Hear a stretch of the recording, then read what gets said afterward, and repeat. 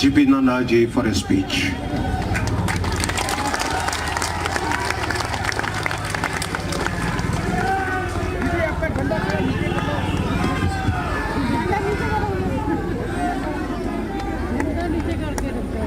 बोलिए भारत माता की, भारत माता की। उधर से आवाज नहीं आ रही। भारत माता की। बोलिए long live Narendra Modi, long live, long live, long live, long live, long live, long live, long live. आज के इस विशाल जनसभा में मंच पर उपस्थित हमारे मेघालय के अध्यक्ष और यहाँ के प्रत्याशी अर्नेस्ट मौर्य जी, हमारे राष्ट्रीय मंत्री और हमारे सहप्रभारी ऋतुराज जी, हमारे 19 साउथ शिलोंग के प्रत्याशी सनबोर शुलाई जी, हमारे वरिष्ठ साथी जिनके साथ मुझे स्वास्थ्य मंत्री के रूप में भी काम करने का मौका मिला, और हमारे इलेक्शन मैनेजमेंट के कमेटी के कन्वीनर भी और कैंडिडेट जो एल हेक जी, अंजय जी जो मंडल के प्रेसिडेंट हैं, यहाँ मंच पर उपस्थित सभी वरिष्ठ साथीगण, और यहाँ इतनी बड़ी संख्या में माताएं, बहनें, बुजुर्ग, नौजवान मेरे साथी और मीडिया के मेरे साथी, प्रिंट मीडिया, इलेक्ट्रॉनिक मीडिया के मेरे साथी, आप सबको बहुत बहुत नमस्कार। आप सबको बहुत बहुत नमस्कार। मैंने इतनी ठंड में इतनी गर्मजोशी वाली रैली बहुत दिनों बाद देखी है। आप सबका बहुत बहुत अभिनंदन, आप सबका बहुत बहुत स्वागत।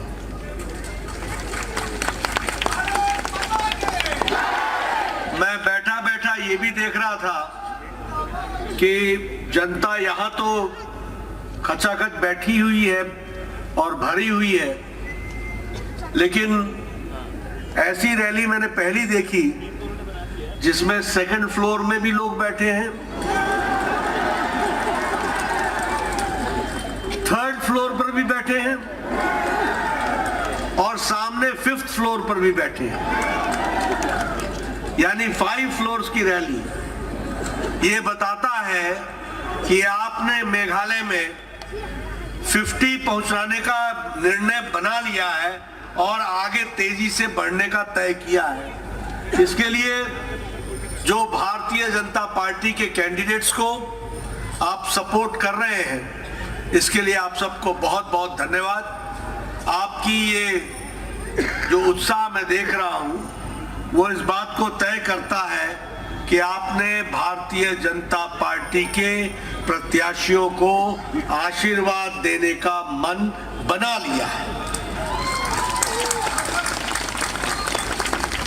मित्रों, मेघालय का एक अपना इतिहास है, मेघालय का एक अपना कल्चर है, और मेघालय अपने दृष्टि से विकास के कदमों के साथ अपने आप को जोड़ करके चलना चाहता है। लेकिन इसमें भी कोई दो राय नहीं है कि नॉर्थ ईस्टर्न के स्टेट्स में जब से मोदी जी आए हैं, तब से एक विकास का आपस में कंपटीशन शुरू हुआ है, और इस विकास के कंपटीशन में हमेशा हमारी कोशिश रही है कि सभी प्रदेश आगे बढ़े। लेकिन मुझे लगता है कि कुछ कारणों से, विशेष करके भ्रष्टाचार के कारण से, मेघालय उतनी तेजी से आगे बढ़ने में उसको दिक्कत आ रही है, और इसीलिए भारतीय जनता पार्टी ने तय किया है कि हम भ्रष्टाचार मुक्त मेघालय बनाएंगे और उसको आगे बढ़ाएंगे, इस बात को काम को। बोलो, भ्रष्टाचार मुक्त रखना है कि नहीं रखना है? भ्रष्टाचार मुक्त रखना है कि नहीं रखना है? भ्रष्टाचार से छुट्टी पानी है कि नहीं पानी है? अगर पानी है तो कमल के निशान को जिताना है, अर्नेस्ट मौर्य को विधानसभा पहुंचाना है, सना बोर को विधानसभा पहुंचाना है, एएल हेक को विधानसभा पहुंचाना है।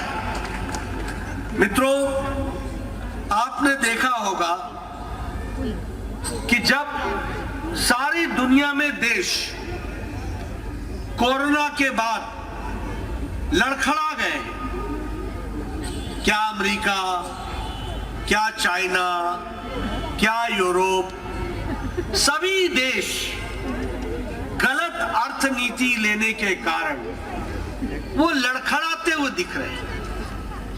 उनकी आर्थिक स्थिति ठीक नहीं है। वहीं मोदी जी की नीतियों के कारण कोरोना की लड़ाई के बाद, यूक्रेन के युद्ध के बावजूद भी भारत देश दुनिया में एक मजबूत अर्थव्यवस्था के साथ आगे बढ़ रहा है, and it is becoming the fastest economic power in the and fastest economic growth in the world. ये हमको समझना होगा। आज इंडिया का ग्रोथ रेट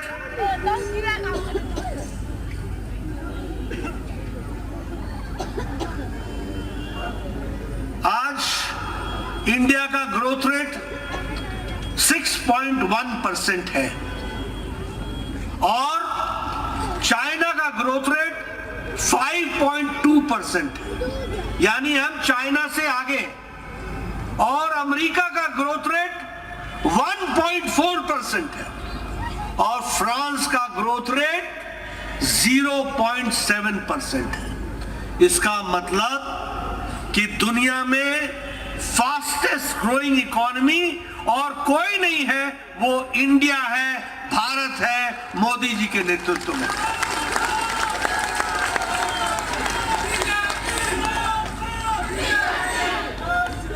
मित्रों, चाहे इस्पात, स्टील को बनाने की बात कर लो, हम दुनिया में दूसरे नंबर पर खड़े हैं। चाहे आप मोबाइल बनाने की बात ले लो, हम दुनिया में दूसरे नंबर पर खड़े हैं। 2014 में जब मोदी जी नहीं आए थे, उस 2014 में आए, उस समय मोबाइल 92% हम बाहर से मंगवाते थे, 92%। और आज आप लोगों के हाथ में जो मोबाइल है, 97% मोबाइल अब भारत में बन रहा है। ये हमको ध्यान में रखना है। ये जो स्मार्टफोन एप्पल है ना, एप्पल सुना है ना नाम आपने, इस पर भी अब मेड इन इंडिया लिखा हुआ है।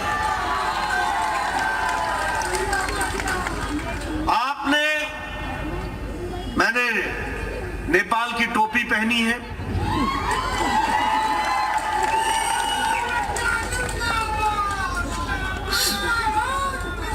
$1970 के दशक में नेपाल में अगर कोई गाड़ी चलती थी तो उसका नाम था जापानी गाड़ी, डैटसन टोयोटा।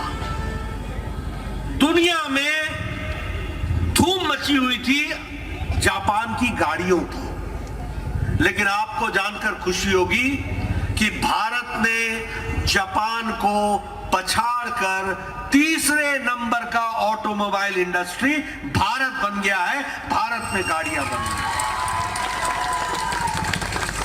क्या दवाई, क्या केमिकल्स, सब में भारत ने एक लंबी छलांग लगाई है।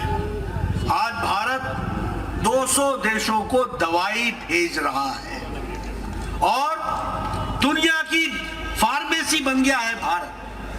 यह परिस्थिति आकर के खड़ी है। इसलिए मित्रों, आपको यह ध्यान में रखना होगा कि ये जो आपकी उंगली है, ये जब ईवीएम में बटन दबाती है तो अगर कमल दबाती है तो भारत आगे बढ़ता है, अगर यहां आप दबाओगे तो मेघालय आगे बढ़ेगा। इस बात को भी आपको ध्यान रखना। और मैं ये भी बता देना चाहता हूं कि दवाइयों की जब मैं बात कर रहा हूं और कोरोना के मैनेजमेंट की बात कर रहा हूं, तो आपने देखा होगा कि अमेरिका के राष्ट्रपति की फोटो जब भी आती है तो अभी भी वो मास्क लगाते हैं। लगाते हैं कि नहीं लगाते? लगाते हैं कि नहीं लगाते? इसलिए कि अमेरिका में भी टीकाकरण, वैक्सीनेशन ओनली 67%, सॉरी 76%, यूरोप में 67%। और मैं यहां देख रहा हूं आप लोगों को, किसी ने भी मास्क नहीं लगाया है और सब बहुत सट के बैठे हुए हैं, बहुत नजदीक नजदीक बैठे हैं। ये कैसे बैठे हैं? इसलिए बैठे हैं क्योंकि 140 करोड़ के देश को मोदी जी ने 220 करोड़ वैक्सीन डबल डोज लगा करके आपको सुरक्षा कवच पहनाया है कि नहीं पहनाया है? सुरक्षा कवच पहनाया कि नहीं पहनाया? और कोरोना की लड़ाई में हम सफल हुए। आपको जानकर के खुशी होगी कि आज कोरोना में 100 देशों को हम वैक्सीन उनको हम दे चुके हैं और 48 देशों को हम मुफ्त वैक्सीन दे चुके हैं। इसका मतलब अब भारत लेने वाला भारत नहीं है, देने वाला भारत बन गया है। ये भी हमको समझना।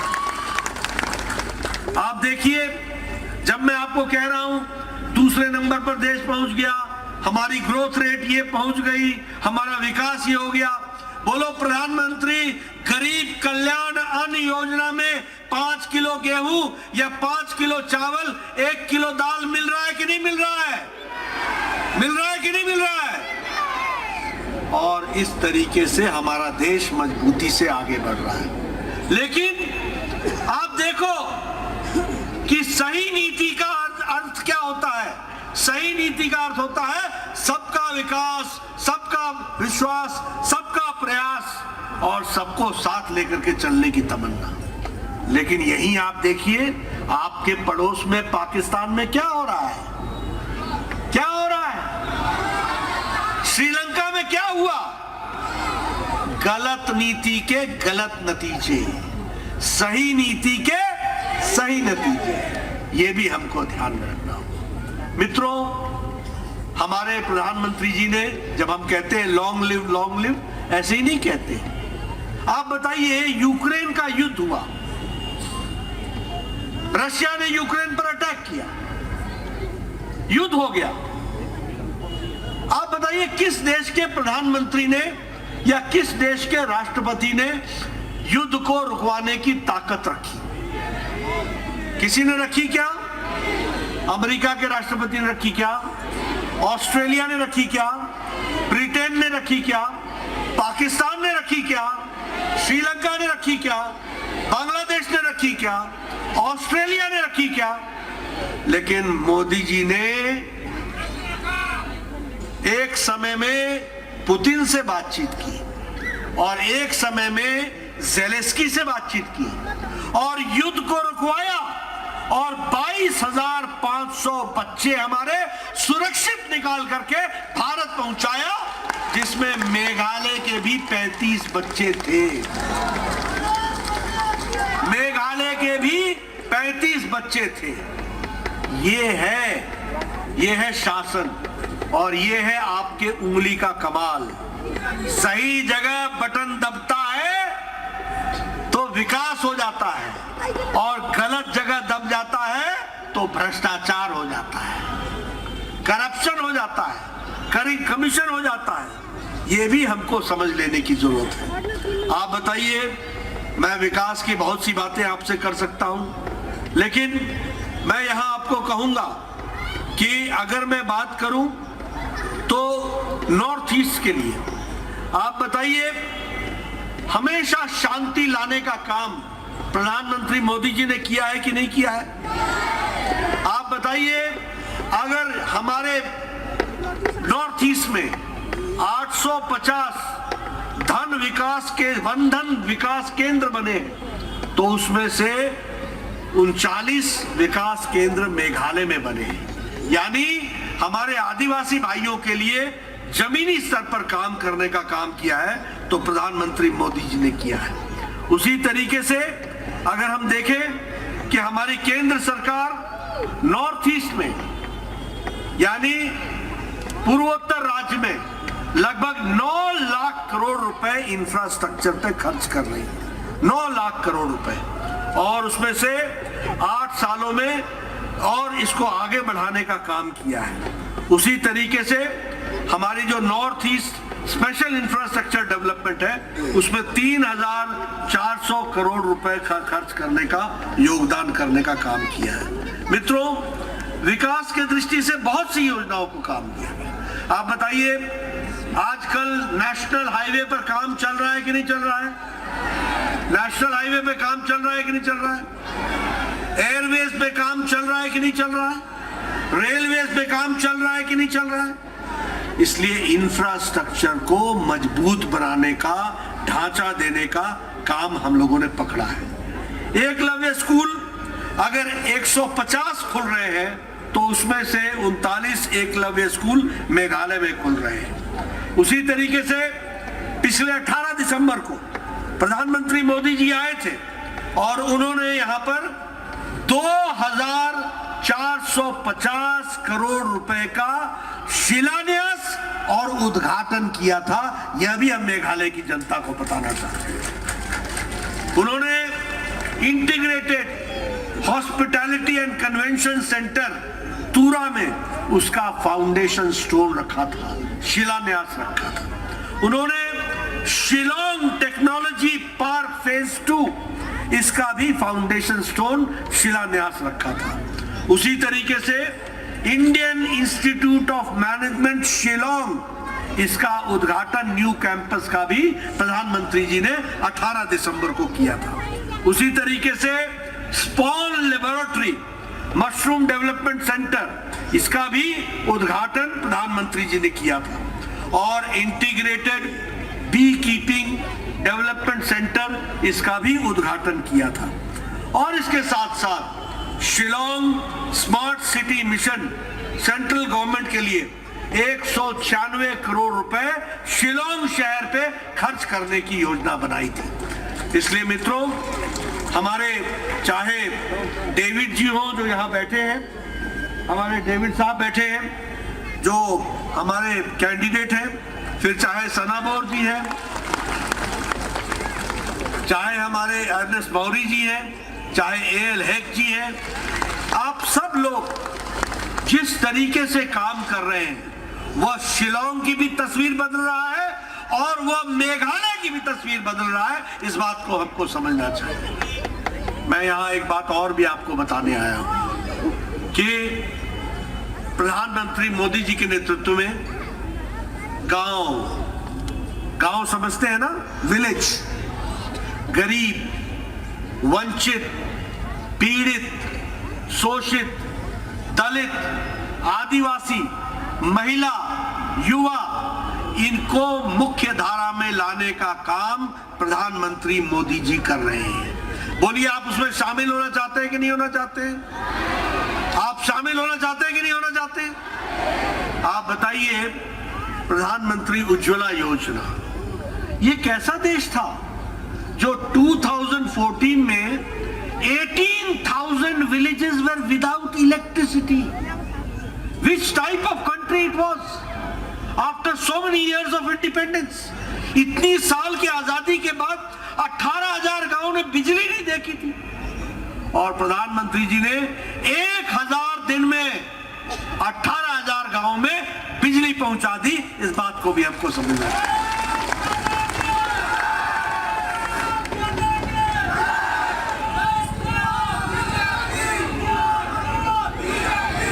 आपको जानकर खुशी होगी कि 2014 में 2.5 करोड़ घरों में बिजली नहीं थी। अगर बिजली गांव में भी पहुंच गई तो घर में नहीं पहुंची। 2.5 करोड़ और 2.5 करोड़ घर को बिजली पहुंचाने का काम प्रधानमंत्री जी ने किया, आम आदमी को ताकत देने का काम किया। आप बताइए, आजकल आप लोगों में से कोई बिना गैस सिलेंडर के है क्या? कोई बिना गैस सिलेंडर के है क्या? उज्ज्वला योजना में 9 करोड़ 50 लाख गैस के सिलेंडर दिए गए और उसमें से हमारे मेघालय में 2,10,000 गैस के सिलेंडर दिए गए और चूल्हा दिया गया। मुझे याद है, मैं गांव से आता हूं। एक समय में हमारी बहनें लकड़ी काट के लाती थी गांव से, जंगलों में जाकर, और फिर वो लकड़ी का चूल्हा जलाती थी और फूंक फूंक करके वो चूल्हा जलता था, धुआं उठता था, धुआं वो छाती में लेती थी, फेफड़े की बीमारी होती थी। उनसे आजाद कराने का काम किया है, महिलाओं को सशक्तिकरण दिया है तो मोदी जी ने दिया है, यह भी हमको याद रखना चाहिए। प्रधानमंत्री आवास योजना, आप बताइए, 4 करोड़ प्रधानमंत्री आवास योजना शहर और गांव में बने। 4 करोड़। मैं 1993 में एमएलए बन गया था, 1993 में, और 1993 में मेरा बीडीओ, ब्लॉक डेवलपमेंट ऑफिसर, मेरे को आके बताता था कि आपको 2 पंचायतों में 1 इंदिरा आवास का घर मिला है, इसको किसको देना है बताओ। मेरे लिए कितनी बड़ी सरदर्दी हो जाती थी कि मैं किसको दूं। इतने लोगों का एप्लीकेशन है, एक घर से क्या बनेगा। लेकिन प्रधानमंत्री मोदी जी ने 4 करोड़ घर बना करके दे दिए, पक्के मकान बना करके दे दिए, ये भी हमको याद है। और यहां मेघालय में 70,000 मकान बने, पक्के मकान।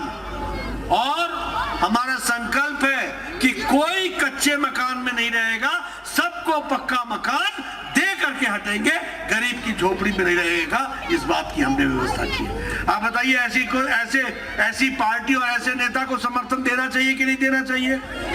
इलेक्शन में देना चाहिए कि नहीं देना चाहिए? आप बताइए, जल जीवन मिशन, मुझे नहीं मालूम शिलांग का क्या हाल है, लेकिन मैंने देखा है कि हमारी बहनें पानी का बर्तन लेकर के गली के नलके के पास लाइन लगा करके पूरा दिन इंतजार करती है कि नहीं करती थी? करती थी कि नहीं करती थी? और मैं तो पहाड़ी इलाके से आता हूं, मेरे गांव में मेरी बहनें बोलती थी, मेरे सर के बाल चले गए सिर्फ घैला उठा उठा करके 3-3 किलोमीटर से पानी लाने के लिए। आज मुझे खुशी है कि मैं ये कह सकता हूं कि लगभग 8 करोड़ घरों को जल जीवन मिशन से जोड़ दिया गया है और 3,50,000 घरों में नलके मेघालय में लगा दिए गए हैं। ये मैं आपको बताने आया। उसी तरीके से आयुष्मान भारत, आप बताइए, आयुष्मान भारत में 5 लाख रुपए का हेल्थ कवरेज मिल रहा है कि नहीं मिल रहा है? मिल रहा है कि नहीं मिल रहा है? गंभीर बीमारियों से लड़ने के लिए ये 5 लाख रुपए सालाना मिल रहा है। अगर 2022-23 में आपने खर्च कर दिया तो 2023-24 में मोदी जी फिर से 5 लाख रुपए आपकी सेवा के लिए हाजिर है। इस तरीके का हम लोगों ने काम किया है। इसके चलते गंभीर बीमारियों से गरीब लोगों को लड़ने में ताकत मिली कि नहीं मिली? मिली कि नहीं मिली? मैं पीछे से सुनना चाहता हूं, ताकत मिली कि नहीं मिली?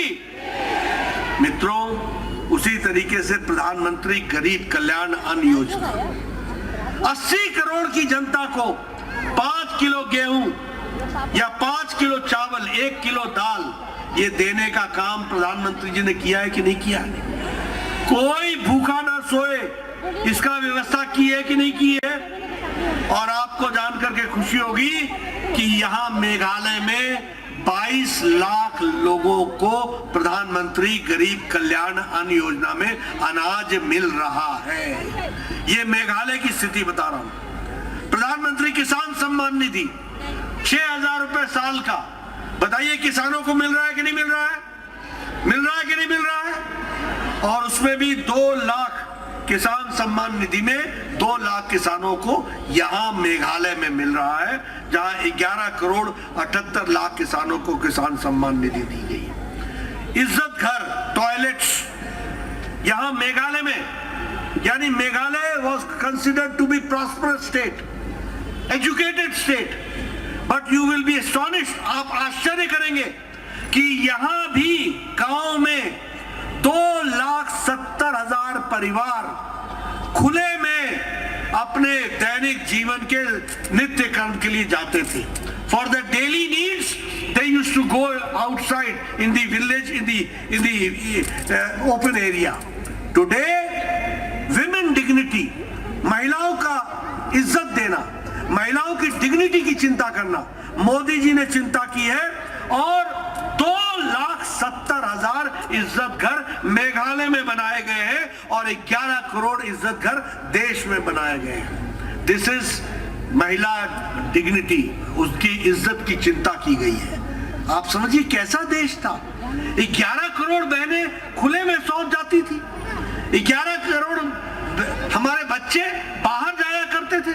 विच type of country it was?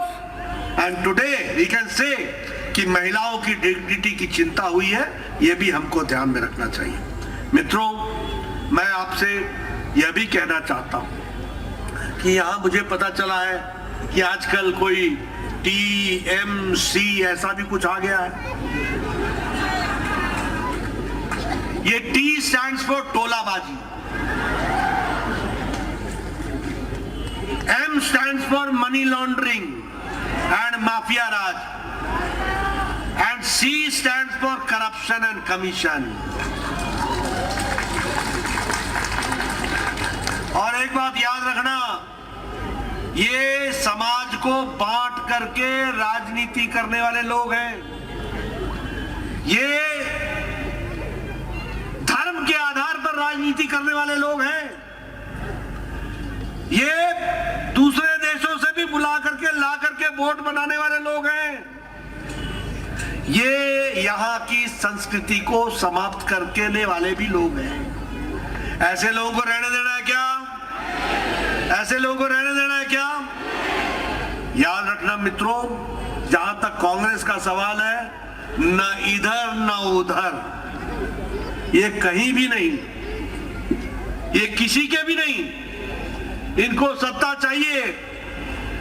ये बंगाल में लड़ते हैं तो इकट्ठे हो जाते हैं, असम में लड़ते हैं तो अलग हो जाते हैं, ये केरल में लड़ते हैं तो अपने ढंग से लड़ते हैं। इनका कोई ठिकाना नहीं है। और अभी त्रिपुरा में लड़ रहे हैं, दोनों गठजोड़ करके लड़ रहे हैं, CPM और कांग्रेस। इनका कोई ईमान नहीं है। कुर्सी चाहिए, सिर्फ कुर्सी चाहिए और कुर्सी चाहिए। ऐसे लोगों को आने देना है क्या? ऐसे लोगों को रहने देना है क्या? क्या भ्रष्टाचारी सरकारों को आने देना है क्या? क्या भ्रष्टाचार होने देना है क्या? मैंने इतनी बातें आपके सामने गिनाई। कल मैं यहाँ का मैनिफेस्टो रखूंगा, उसमें मैं आपको मूल बातें बताऊंगा, और उसमें मेघालय को हम क्या करने वाले हैं, क्या देने वाले हैं, यह भी बताऊंगा।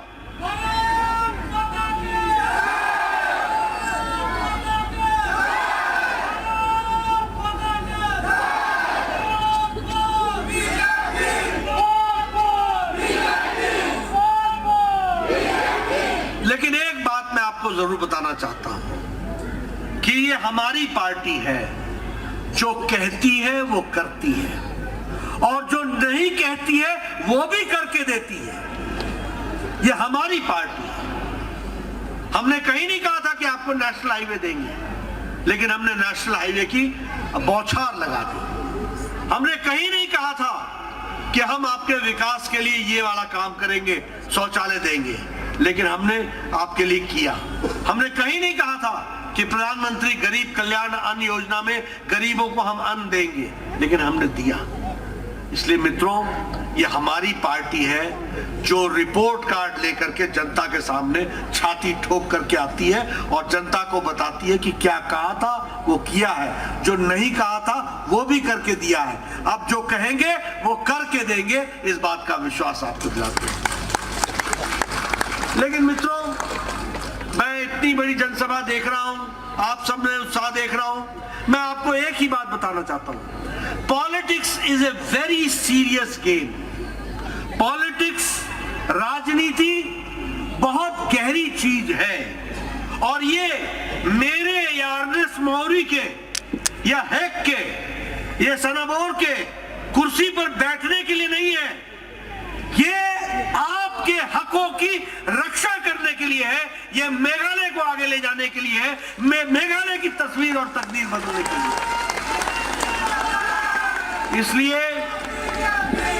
इसलिए गहराई से चिंतन करना, जो मैंने बात कही अगर वो सच्ची है तो कमल के निशान पर अपना आशीर्वाद दे देना, अगर मेरी बात गलत है तो आप मुझे ठुकरा देना, लेकिन सीरियसली काम करना।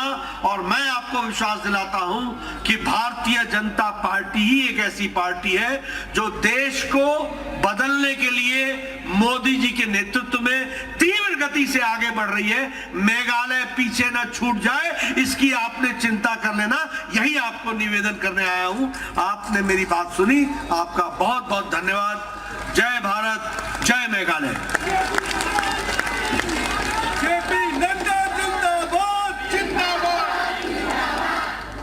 Thank you very much, sir, for your informative speech.